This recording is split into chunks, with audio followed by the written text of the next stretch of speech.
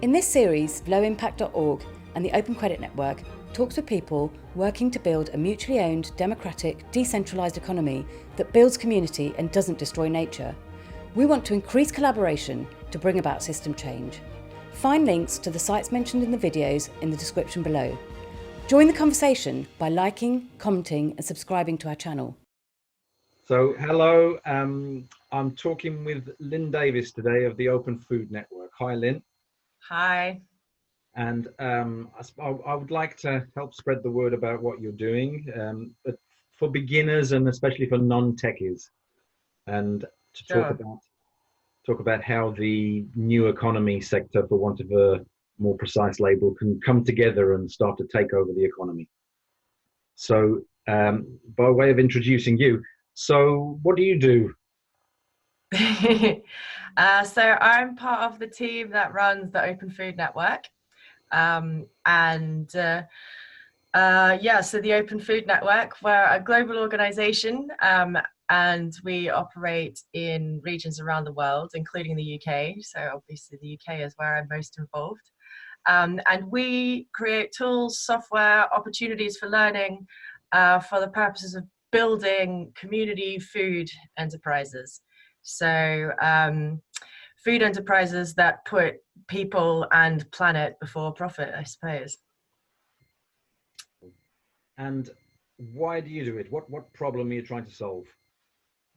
All right, so I think we all, probably anyone watching this video is pretty aware that we're creating a lot of problems with the way that we currently operate our economy, and I think food and agriculture is a really significant contributor to that. So agricultural sector is massive in contributing to climate change through the use of inputs, fertilizers, chemicals, through the way that land use change is happening, tearing down forests to plant crops, things like this.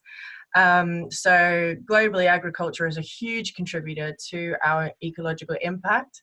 But also our agriculture, like our food sector, has become really concentrated and oligopolized, or essentially a lot like a monopoly. You know, there are a very small number of players that control the food systems around the world, whether that's the big distributors of the major grain crops, or in the UK, the case of supermarkets, with about 8 different supermarkets controlling about 95% of the market share. So it basically means that our entire food system has been taken out of the hands of the people and put into the hands of enormous multinationals. And this, for something like food, just feels so wrong, you know? Like, food is actually a really fundamental part of all of our lives. Every celebration that we have involves food. Food is how we bring the outside world inside of us, you know? Food is how we come together with our loved ones. Food has always been a way that communities bond together. So this is what we're trying to address, you know? How can we take these massive global problems and create local solutions that really address them at their core? So yeah, this is what we're focusing on. How did you get into this? So my journey into this was in my first professional life, I was a software developer, and one day I found myself writing software to help people buy tickets on cruise ships. I was looking at these photos of floating cities that are cruise ships, and just decided that this was not something that I could do with my life. So I left that and went and trained to be a farmer in biodynamic agriculture. And while I was training and living on farms, I started to understand that there wasn't really anywhere for me to sell produce. You know, like, it was really, everyone who was trying to sell produce as a small-scale farmer in the area was doing it by themselves, you know, like doing their own distribution routes, things like this. So me and a few other people, we came together and we created what we call a food hub. And so we brought together lots of different producers, and we created an online farmers market. So producers would upload their produce online, and then people would come on and they'd shop for it, buy it like an online farmers market, and then once a week we'd distribute it out to people. And so we called this model a food hub. We found that there were lots of other people in the UK trying to do similar things. So we started to talk with them and link up, and we all realized that one of the most onerous parts of this was keeping the software going, creating good software. So we decided to join forces and to build this software together. And after a little while of doing this, we realized it was still really hard because there's not very much money in creating local food projects. And we realized that there were lots of people around the world doing this as well. So then we linked up with groups in Australia and France and Germany and Canada and Catalonia and the US. Groups all around the world have now come together, and we pool our resources to try and create the software tools that make this as easy as possible. So it's been quite a journey. Did the Open Food Network start in Australia? Is that right? It did, yeah. Yeah, so Kirsten and Serenity started the project in Australia, it came out of the back of a research project where they were trying to solve similar problems. Yeah.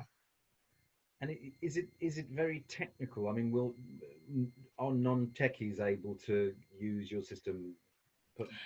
Well, I mean, what we've really learned is that technical is a big scale. What we find is that if you're a millennial, if you've grown up with computers, then you can find your way around it. One of the challenges that we have is working with food producers.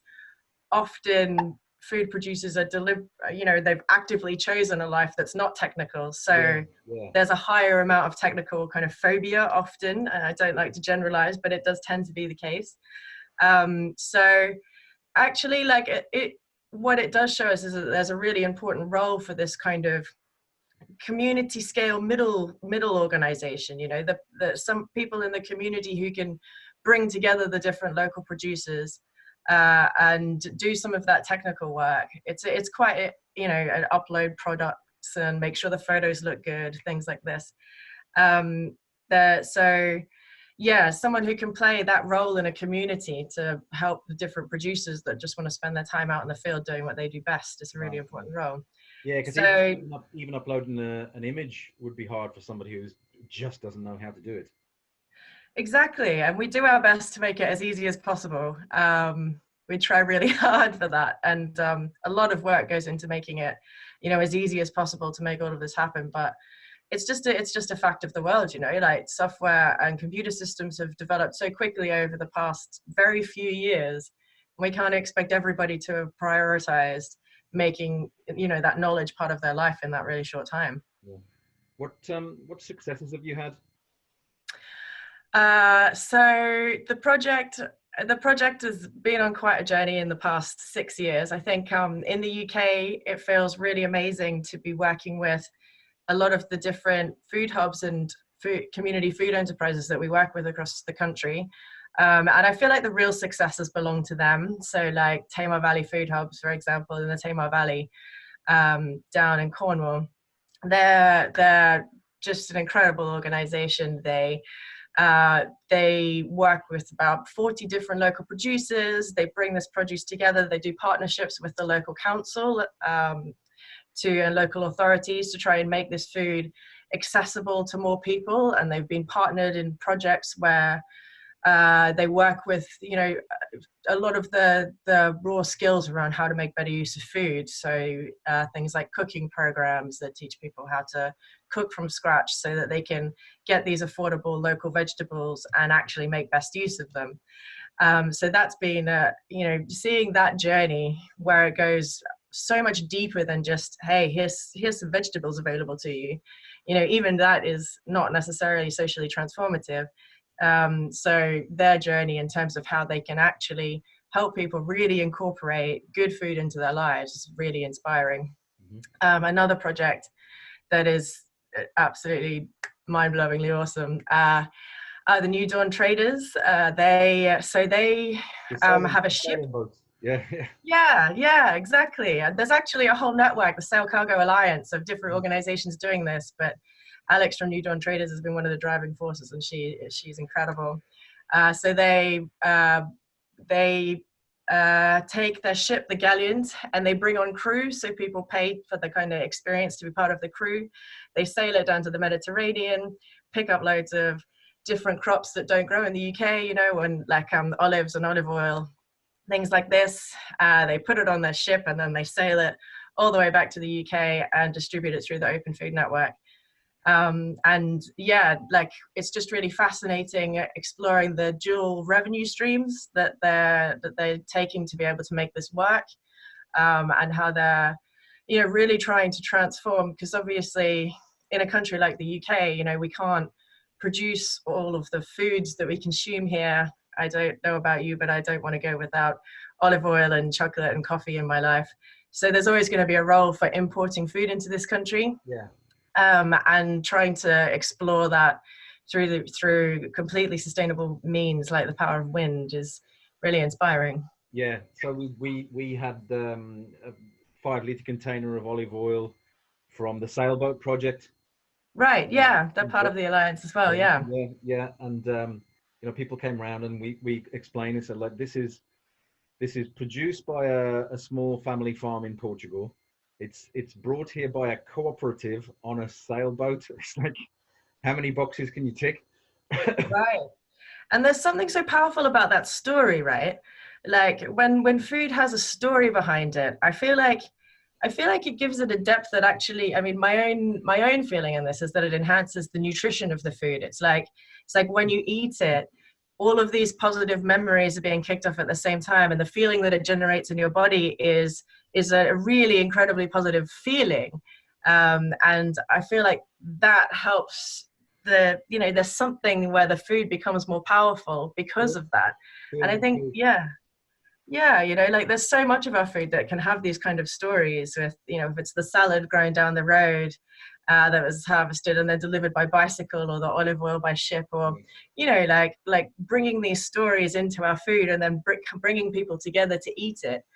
I feel like that's what food's about. And that's part of what I think we can do when we start to bring food distribution and the sale of food back into the hands of communities. Yeah. So imagine I'm a market gardener or a small farmer, and I've got a veg box scheme or a farm shop, and I want to sell food locally. What do I do? How do I engage with you? Yeah, so at the moment, the scale that we work on, we don't have like a national distribution network, and it's not necessarily what we're aiming for. But what we do try to do is, if there's interest from a local community, say they want to set up some kind of local food distribution project in their area, then we can work with you to fill in all the gaps in that process. And as we do it, we're developing as many resources as we can to make it as easy as possible. So, and everybody comes at different stages of the journey. Sometimes it's maybe a local transition group, or a group of buyers that come together and they're like, well, we want to do this better. So then we can start to help them get in touch with different producers, understand how they build a distribution route, make it really easy to get everything online. How do you market yourselves? You know, how do you build this community food enterprise that's viable as well? So it's all based on local. It's all based on local nodes.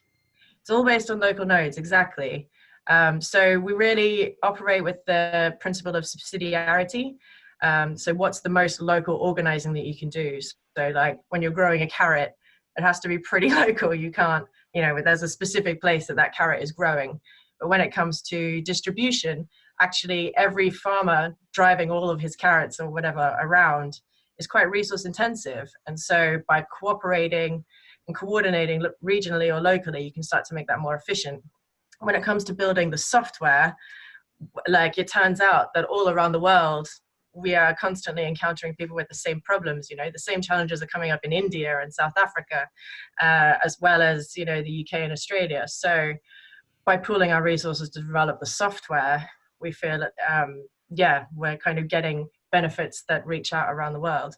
So yeah, subsidiarity is how we organize. So if I'm a food provider, I can contact you and you'll tell us if I already have a local group I can join, or you'll help me set up one.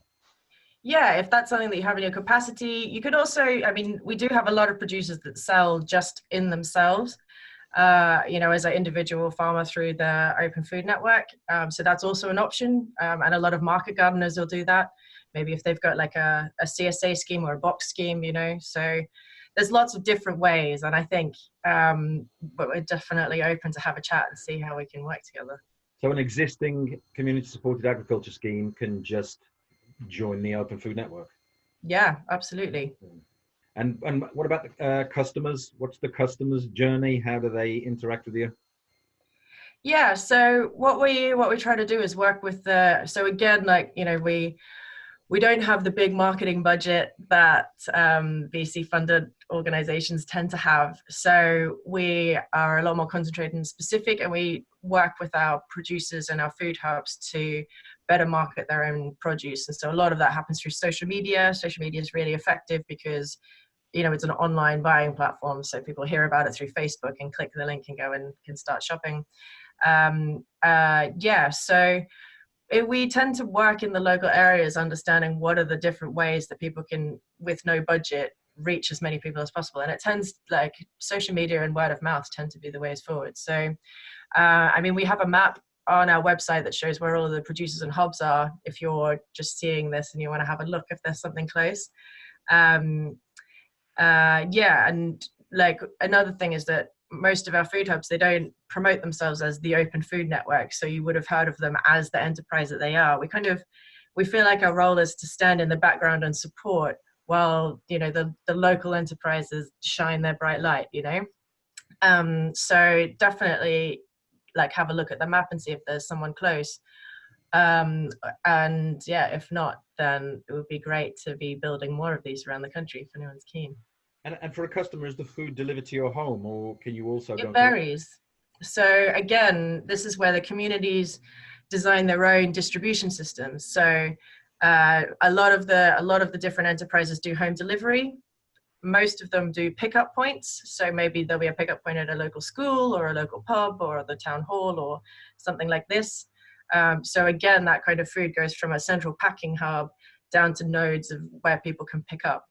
So it's one of the challenges of the Open Food Network, because everything is really community centric. What's going to work well in your community? Some communities, everybody just wants home delivery, so that's what the community will deliver. Other communities, nobody wants to pay for home delivery. It's too spread out, geographically dispersed. So going to different nodes, pickup points in different villages around the area makes more sense. Mm-hmm. What are the biggest obstacles you face? There are many. I feel that the obstacles vary from place to place. In urban areas, I think there's a high expectation of convenience now, right? Like when I lived in Bristol, and at the moment I live in London, at the end of my streets, I can go and get organic lentils at 10 o'clock on a Sunday night, like, as a pre-ordering food system, we can't compete with that. So in urban areas, there's a really high expectation of convenience, but that's different in rural areas. People don't have the same expectation of convenience, and we actually find that these projects have a lot more success in rural areas where people are prepared to order and have a delivery of good quality food a couple of days later. But there, often the challenge is distribution logistics. A lot of these places, it takes a lot of driving to get things from place to place, like things are quite far apart, and that adds to the cost of the food, which means that people pay more than they pay in supermarkets, just because shipping food about costs more. And so that means that it's much harder to kind of make good food available to everyone. You often find that there's the people who can and are willing to pay more for their food, and then that's not everybody. And so we also try to work with communities to figure out how they can create pricing structures where maybe if someone can afford to pay a bit more, then someone else can pay a bit less, or what can we do to try and make it more accessible. Mm-hmm. How do you make your money? So as the Open Food Network, we charge a percentage on each sale. So it's about 2%, which is pretty small in the scheme of these different projects, things that have popped up so far. And as enterprises scale, then our pricing goes down to enable projects to grow. But I mean, at the moment, we're still grant funded mostly. And that applies on the global scale. So, you know, we have the vision to get to the point where sales, turnover, and consultancy as well can cover all of our costs. But at the moment, we're still dependent on grants to make everything fit together. And what criteria do you use for food producers to be on your site? I mean, if a corporate food provider approached you, what would you do? I mean, what criteria do you use? So at the moment, it's kind of on a case-by-case basis. Everywhere, like based on our networks and the way that we market, everyone who's come on so far has ethical underpinning. Most are cooperatives, most are CICs. The ones that aren't, you know, they still have their ethical, some kind of ethical basis for what they do. They just needed to set up more quickly than a CIC would allow, you know, whatever. Our producers are all aiming for agroecological approach. And one of the challenges with having like binaries, you know, yes or no, who do we allow, who do we not, is that a lot of this is very blurry, you know, like if someone's we have some projects that are working only in areas of social deprivation or lower incomes. And so we can't say you must be organic because you're missing out on all the social benefits you get from bringing people together to start to think about food with, you know, keeping prices low. And, you know, there aren't really good standards. What is local? You know, we can't just say only local food, because that means that we could never sell coffee, but there's some great local roasters, or we could never sell bananas, but that means that people will go to the supermarket for their bananas instead of supporting a community food enterprise. So we'd more do this by spreading the word through our networks of cooperatives and agroecological food producers, and working with people on this kind of case-by-case basis. So far, it's working well. So yeah, I guess that's one of the things where if we get to a scale where suddenly one of the bigger corporate players comes knocking on our door, then we'll have to address it then. Okay. And you're like a portal for anybody interested in buying or selling, you know, real food, local food. Can small producers use you as their website?